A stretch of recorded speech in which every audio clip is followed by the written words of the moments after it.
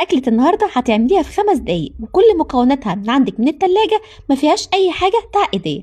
يلا بينا، وهعمل لك كمان نوع سلطة هتدعيلي عليه. طلعت كل المكونات بتاعتي من التلاجة، كلها مكونات سهلة وبسيطة. عملنا كوباية نسكافيه كده نفوق، وبعد كده يلا بينا نسمي الله ونبدأ الشغل. كنت جايبة عندي دبابيس فراخ غسلاها ونقعها في محلول النقع ومنضفاها كويس جدا. هعمل فيها فتحة بالطول كده زي ما انت شايفة علشان التتبيلة تدخل جواها وتتشرب منها كويس قوي. خلطة بقى وتتبيلة، مفيش أسهل ولا أسرع من كده. لو راجعة من بره ومستعجلة وعايزة تعملي لولادك أكلة سريعة، دي اعمليها واعتمديها دايما. نزلت ببصلتين كبار على حبتين طماطم الاتنين كده مع بعض، وهنزل بمعلقة صغيرة من الثوم المفروم، وهفرم كل الكلام ده مع بعضه على السريع. بعد ما فرمته هنزل بيه هنا، ممكن كمان تقطعيه بايدك عادي، لكن انا بحبه مفروم علشان يديلي تيست وطعم حلو ويدخل كده جوه الصدور. هحط معلقة كبيرة او معلقتين من دبس الرمان، وهنزل بعصير ليمون. دبس الرمان هيديلي سكرة ومزازة قمر. بهارات بتاعتي: ملح، فلفل اسود، كاري، كركم، شوية بابريكا. بس هتنقل صينية الدبابيس القمر دي في حتة تانية. كوباية زبادي أو ممكن نص كوباية حليب، معلقة زيت بس عشان عايزينها هيلسي، ومعلقة خل. قلبي كل المكونات دي مع بعضها، بقى عندك أحلى وأسرع تتبيلة. على السريع كده وانت واقفة في المطبخ هتخلصي الأكلة. كان باقي عندي هنا بصلايه متقشره كده وطماطمايه، قطعتهم تحت وهديهم معلقه من الخلطه القمر دي فرشه كده تحت الفراخ زي ما بيقولوا. هبتدي ادلكها وادخل تحت الجلد الخلطه بتاعتي. تعمليها بقى بوراك، بدبابيس، بصدور، اللي انت تحبيه. تبلت كده واحد ورا التاني. الاطفال دايما بيحبوا الدبابيس قوي. ونزلت بباقي الخلطه من على الوش. على السريع كده هحط كام واحده حبهان بالبركه كده، رشتهم على الصينيه وهغلفها بفويل وارفعها على النار. هتاخد غلوه، وفي الوقت ده هكون مسخنه الفرن بتاعي. دبابيس الفراخ ما بتاخدش وقت ابدا في التسويه. دخلتها الفرن تعيش حياتها. ويلا بينا اقولك على طبق سلطه هتدعيلي عليه بجد من حلاوته. هتعتمديه، ولو عاملاه في عزومه هيشرفك. قشرت عندي واحدتين من الخيار، لان دايما قشر الخيار ممكن يتعب القولون شويه. وقطعيهم بالشكل اللي تحبيه كده على السريع. سلطة شيك قوي قوي كمان لو عندك ضيوف، خفيفة قوي. يعني انا من غير دايت هعتمدها. قطعت الخيار بتاعي كده على السريع.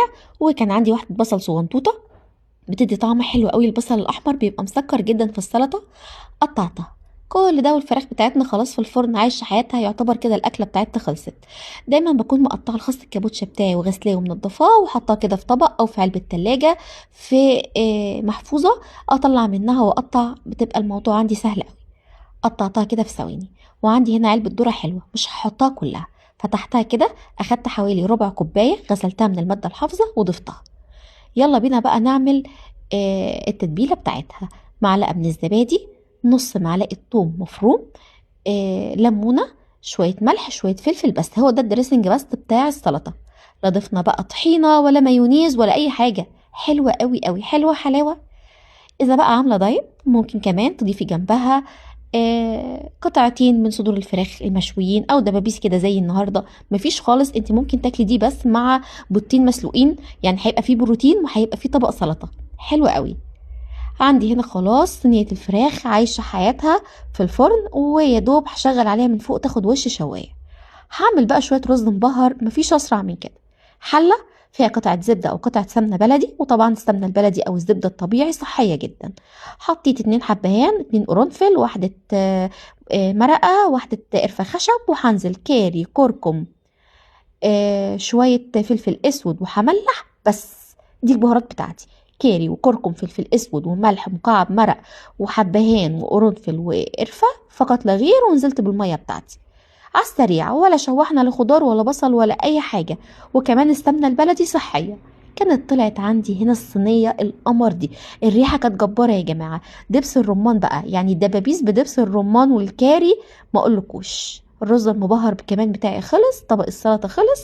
اظن مفيش غدا اسرع من كده. وكمان مش اي كلام، يعني اللي هيشوف الاكل هيحس انك مهتمه بزياده.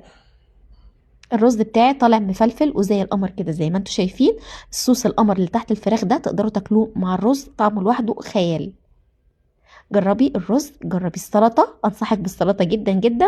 جربي الفراخ وقولوا لي ايه رأيكم، وباي باي.